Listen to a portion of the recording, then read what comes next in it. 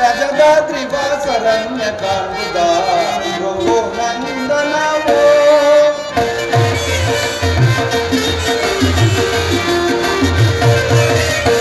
ರಜದಾದ್ರಿ ಬಾಸರಣ್ಯ ಕಾಂಬುದ ನಂದನವೋ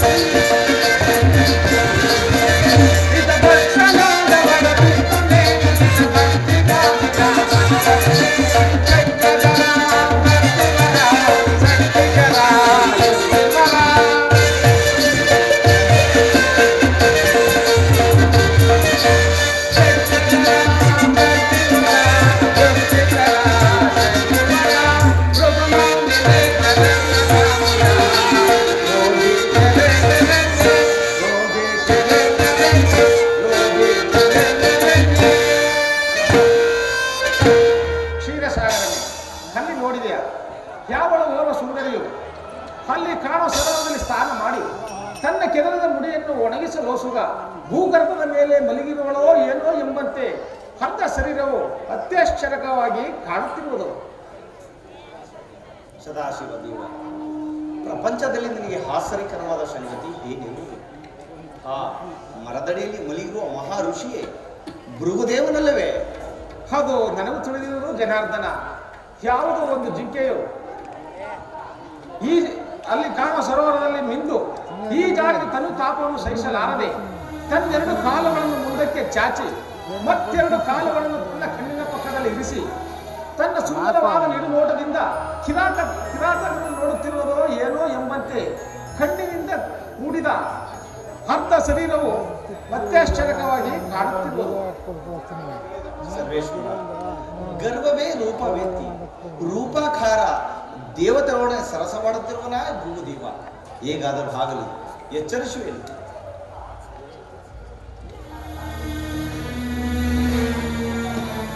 ಎಚ್ಚರವಾಯಿತೇ ಭೃಗುದೇವ? ಎಚ್ಚರವೇನು ನಾರಾಯಣ?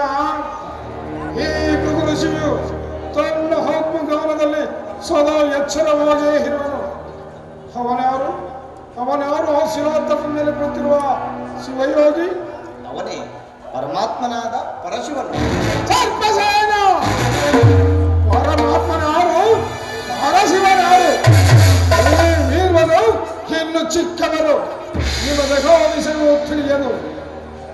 ಅದಿರಲಿ, ಬಹು ಸಂಭ್ರಮದಿಂದ ಎಲ್ಲಿಗ ಹೋಗುತ್ತಾ ಬಂದು ಇಲ್ಲಿ ಕುಳಿತಿರುವಿರಿ? ದೇವ, ಜಗತ್ತಿನ ಕಲ್ಯಾಣಕ್ಕಾಗಿ ಶಿವಶತ್ರು ಯಾಗವನ್ನು ಮಾಡುತ್ತಿರುವುದು. ಆ ಯಾಗದ ಅಗ್ರ ಪೂಜಾ ದೇವನಾದ ಶ್ಯಾಮ ಶಿವ ಮೂರ್ತಿಯನ್ನು ಕರೆದುಕೊಂಡು ಹೋಗುತ್ತಿರುವುದು. ಹೀಗೆ ಹೋಗುತ್ತಾ ದಾರಿಯಲ್ಲಿ ತಮ್ಮ ದರ್ಶನವಾಯಿತು. ಆದರೆ ಗರ್ವವೇ ಸೇರದಿರುವ ಗೌರಿಪತಿ ಒಡನೆ ಇಲ್ಲಿ ಮಲಗಿರುವ ತಮ್ಮ ಹತ್ತಿರ ಬಂದು ಕುಳಿತುಕೊಂಡರು. ತಮ್ಮನ್ನು ಎಚ್ಚರಿಸಿ ಆಯಾಸ ಉಂಟು ಮಾಡಿದ ಋಣವನ್ನು ತೀರಿಸುವುದಕ್ಕಾಗಿ ಎಲ್ಲಿ ತಮ್ಮ ಚರಣವನ್ನು ಹೊತ್ತಿ ಮುಂದೆ ಹೋಗುವೆ. ಬಹಳ ಸಂತೋಷ.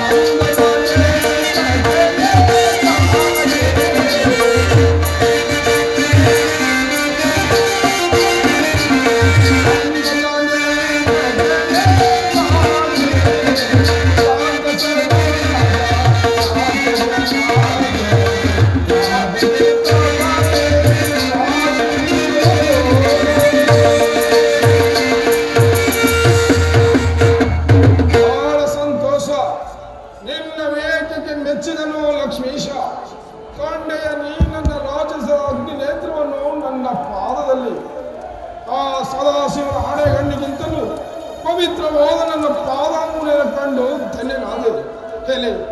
ಎಲೆ ಸದಾಶಿವ ಮೂರ್ತಿಯೇ, ನೀನೇಕೆ ಮಾತನಾಡದೆ ಮೌನವಾಗಿ ಕುಳಿತಿರುವೆಯೋ? ಮೌನವಲ್ಲದೆ ನಿನ್ನೊಡನೆ ಮಾತೇನು ಮುಂದುವರಿಸಿ. ಹಾಗಾದರೆ ನೀನು ನನ್ನೊಡನೆ ಮಾತನಾಡಲು ಸಾಧ್ಯವಿಲ್ಲವೋ? ಈ ಸದಾಶಿವ ಮೂರ್ತಿಯು ಯಾವಾಗಲೂ ನಿನ್ನಂತ ವಿವೇಕ ರಹಿತವನೇ ಮಾತನಾಡುವುದಿಲ್ಲ. ಹಾಗಾದರೆ ನೀನು ಬಹುಜಾಗಲೇ ನನ್ನೊಡನೆ ಮಾತನಾಡುತ್ತಾ ಕುಳಿತಿರುವ ನಾರಾಯಣನು ನಾನು ವೇದರಾಯ್ತರೆ. ಅದನ್ನು ನೀನೇ ವಿವೇಚಿಸಬೇಕು.